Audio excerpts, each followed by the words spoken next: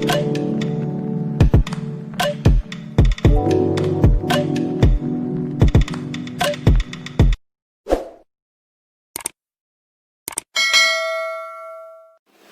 friends on my YouTube channel DJ English Academy. Today I bring a new topic for the discussion here. But before starting the main topic, I am requesting to all of you, please subscribe my channel and press the bell icon. Because of that you will get the notifications of upcoming videos. So now we will be turned to the main point.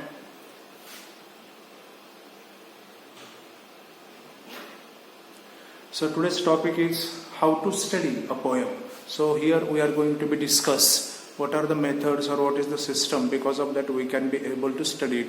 Normally what happen, the students, they are just read the given poem or they are researching the question answers. So that is not the way of studying the poem.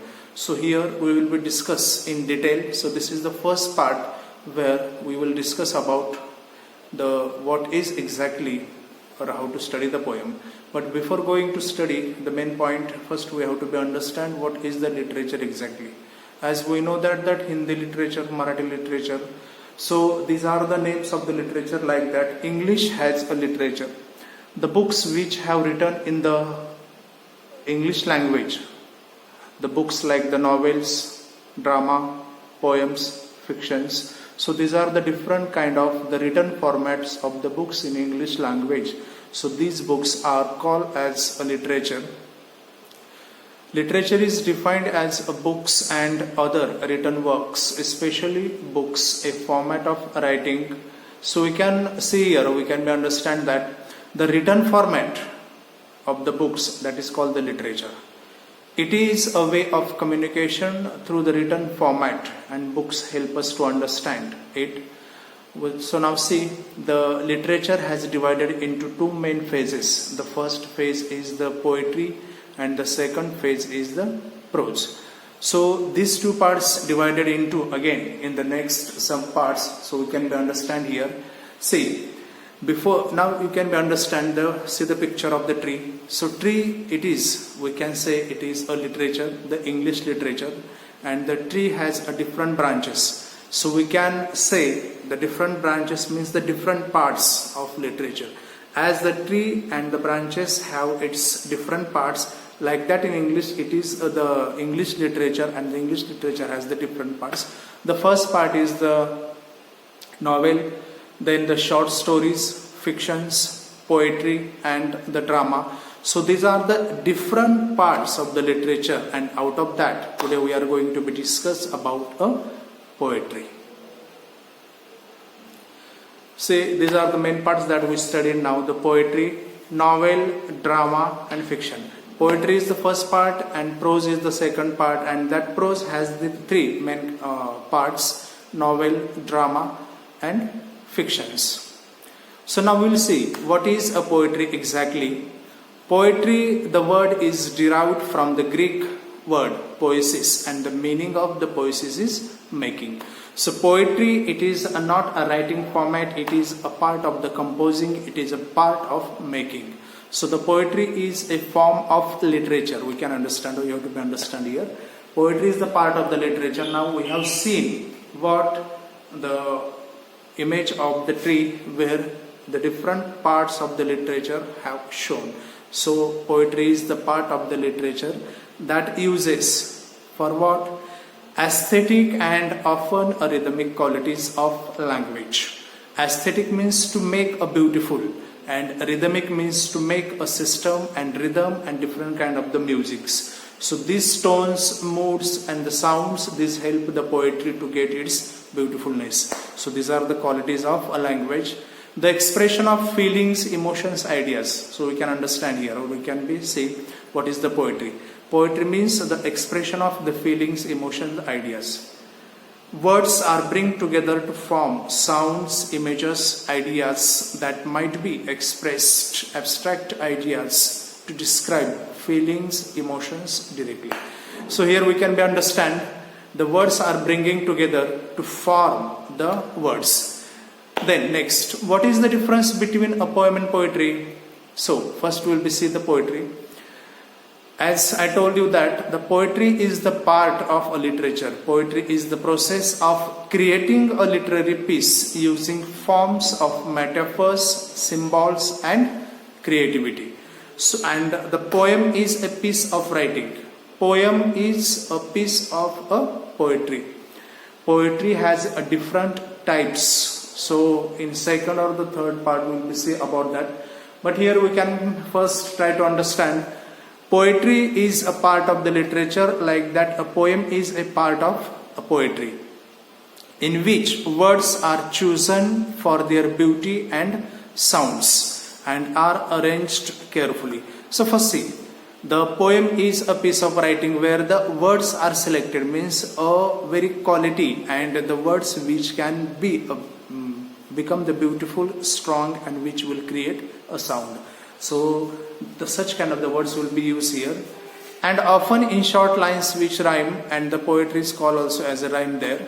Synonyms: verse, song, lyric, rhyme. These are the similar names which are used for the poem. So the poem we can call as a verse, as a song, as a lyric or as a rhyme. So these are the more synonyms of poem. Next is, why do students study a poetry? Poetry enables students how to read, write and understand any text. Whatever the text is given here, if we want to understand it, so the first thing is that we have to read it. Then the difficult things or the lines that we should write down, and the next one is there with the help of the difficult words. Once again we have to read and then we can understand the text. Poetry can become a gateway to other forms of writing. So through the poetry we can be studied other forms like the novel, dramas, fiction, stories. It can help to learn the skills that come in handy with other kinds of writing. So whatever the other types of writings are there, so those writings also we can understand here with the help of the poetry. What is the purpose of the poetry? We are composing the poetry, we are studying the poetry, but why we should study, or why the students should study the poetry here?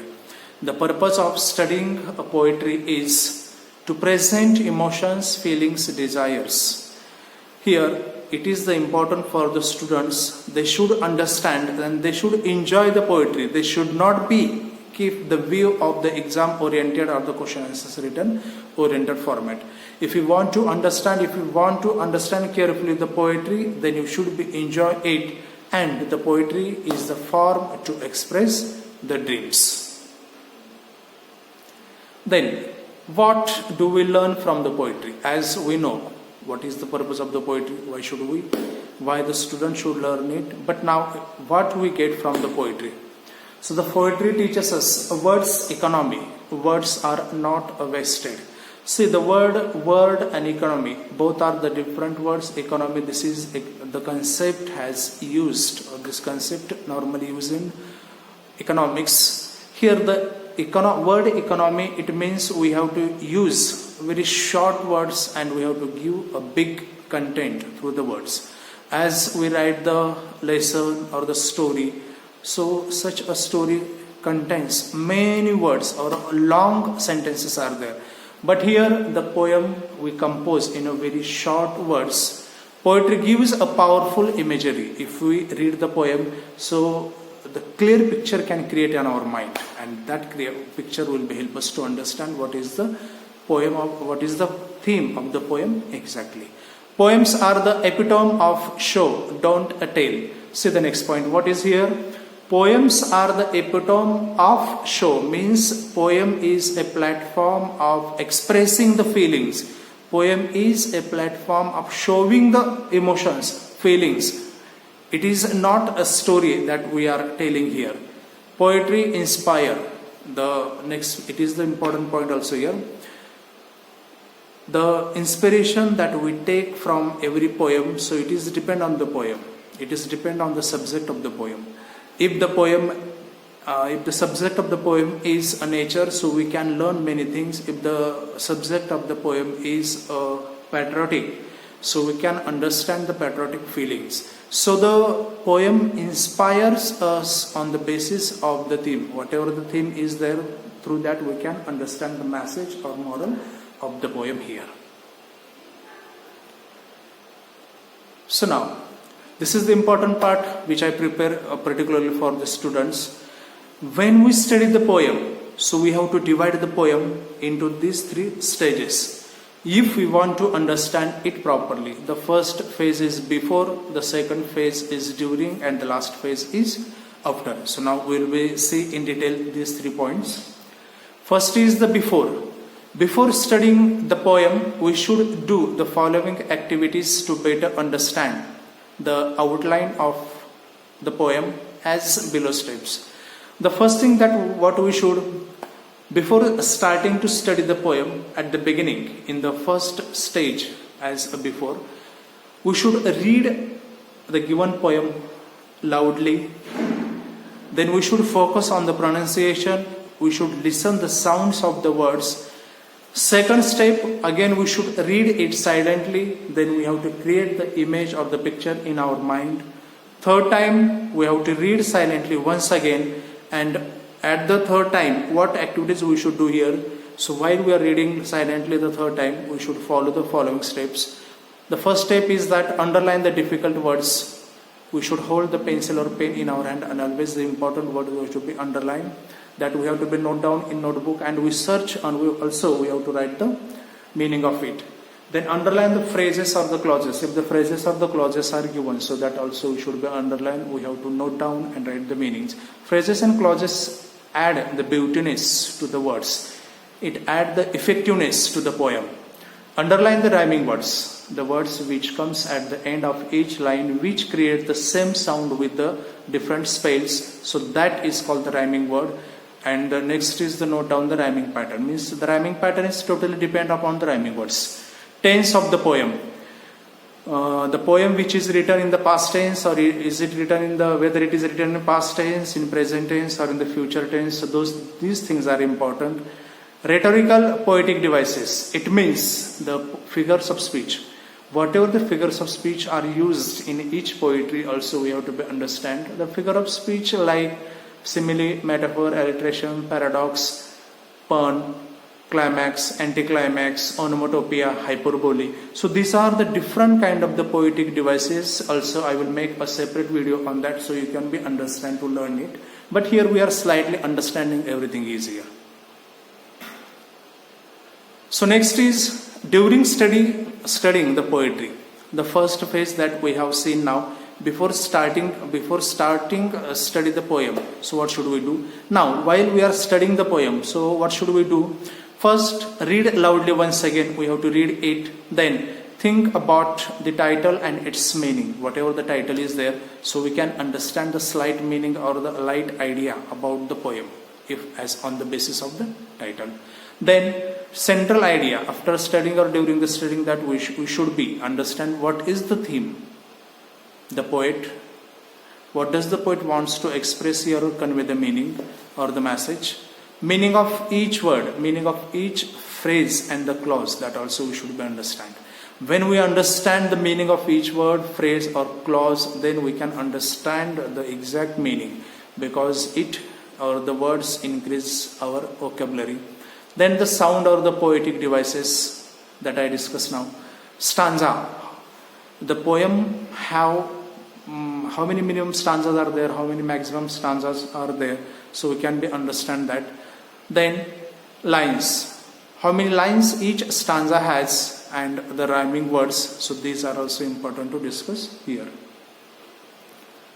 Next is, after studying the poetry, what should we do? The first thing that we have to try to understand the theme of the poem.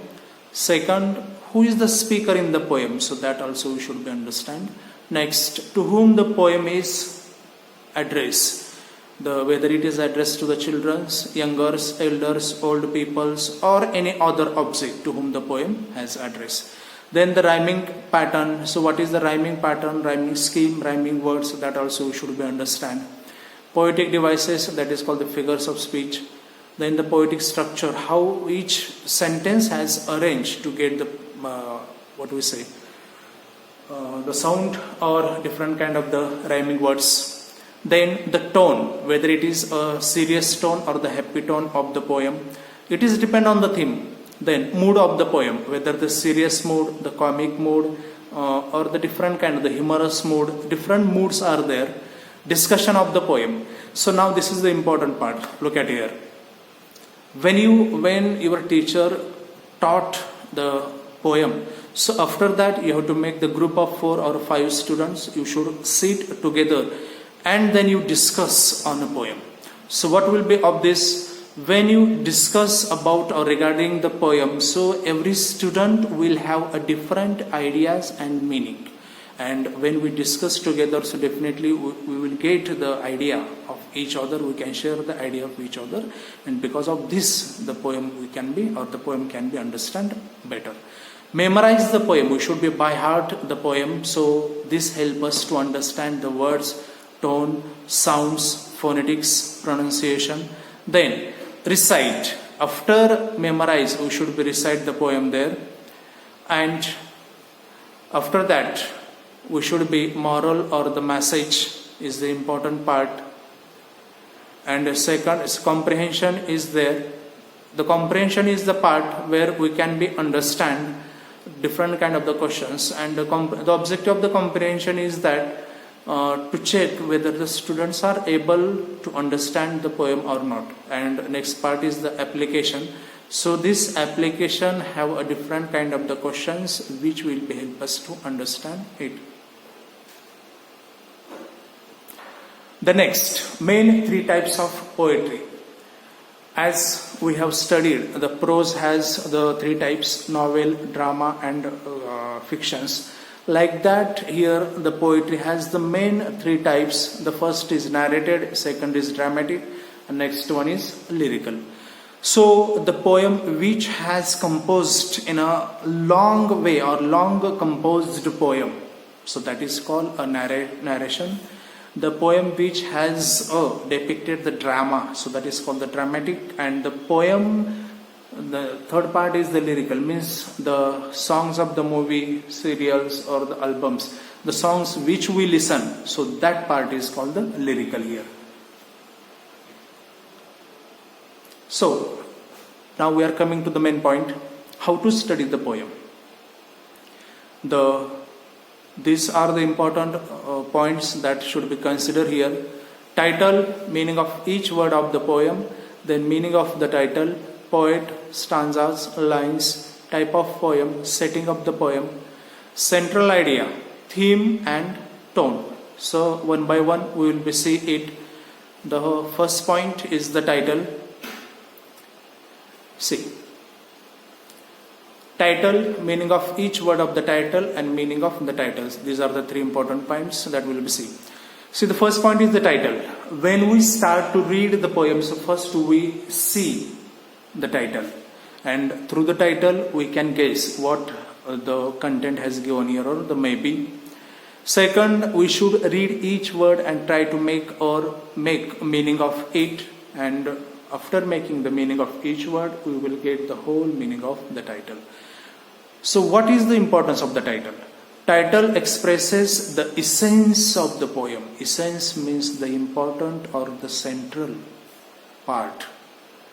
Title is the breath of the poem. We can say also like this: without the title, the poem is a meaningless.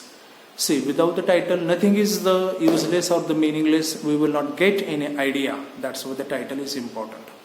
The poet or the poetess conveys a message through the title about the poem. That's why it is important. Then consider the visual effects through the title. Guess the rough meaning of the title. Title gives the light meaning of the poem. So these are the important points that we can be consider here. The title helps to understand the poem, and the title have a multiple meanings. So the meaning of the titles are depend on the theme. Next, poet. What the things we should know about the poet? We should know the full name of the poet with the spelling and the pronunciation. Second, the period of the literature, whether it is the 12th century, 13th century, 14th, 15th, 16th, 17th, 18th century poet. Then type of literature, whether it is the ancient literature, medieval literature, or the contemporary literature. Then date of birth, education, career. So these are the important things. Education and the career important things, because that express The education or career express here the theme or the emotions of the writer. Published books, if any books have published here, so we should know the name of the books. 2-3 names we should know about that. Then the awards, which type or what type of the awards has honor to the poet, and the date. So by these points we can understand the period of the literature and the type of the literature here. Next point is stanza. Stanza means what? It is a group of the lines, 2 lines, 3 lines, 4 lines. So that lines expresses rhyming word, sound, rhythm, tone, mood of a poem. So a group of lines, those are forming the basic recurring metrical unit in a poem or in a verse, that is called a stanza. Group of 4 lines in some Greek or the Latin meters. Stanza is a structure of the poem with a rhythm and sound. Rhythm means a different kind of the musical or the different kind of the sounds that create there.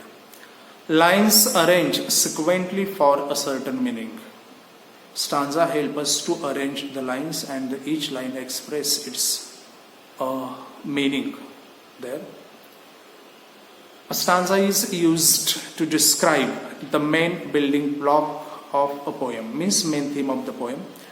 Each stanza contains the theme. So step by step, the theme of the poem can be expressed, can be depicted through the stanza.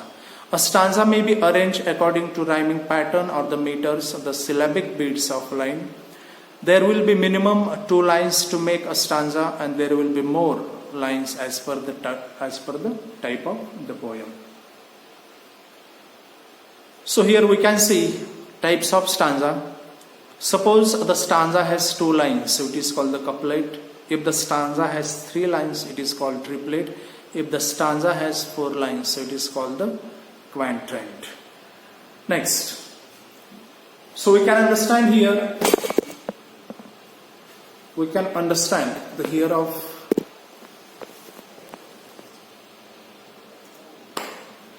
the lines. If the 2 lines are there, so it is called a couplet. If the 3 lines are there, so we can call the triplet. If the 4 lines are there, so we can call a quintette. If the 5 lines are there, so it is called the quintet. If the 6 lines are there, so it is called the sextet. If the 7 lines are there, so it is called the septet.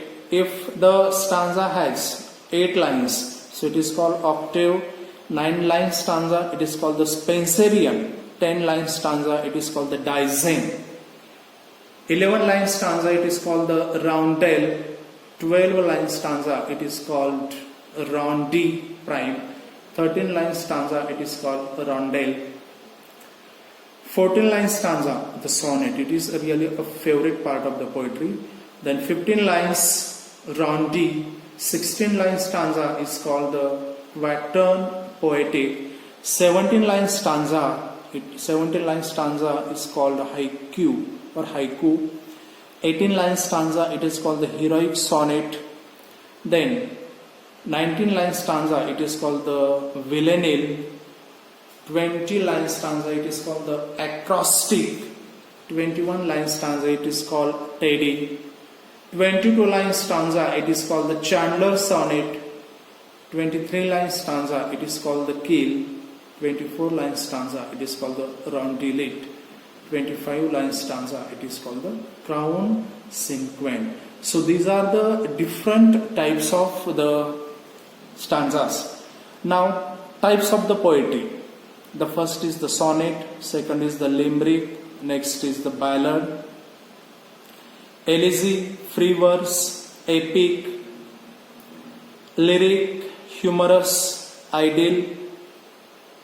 So these are the different kind of the types of the stanza, different kind of the poems are here.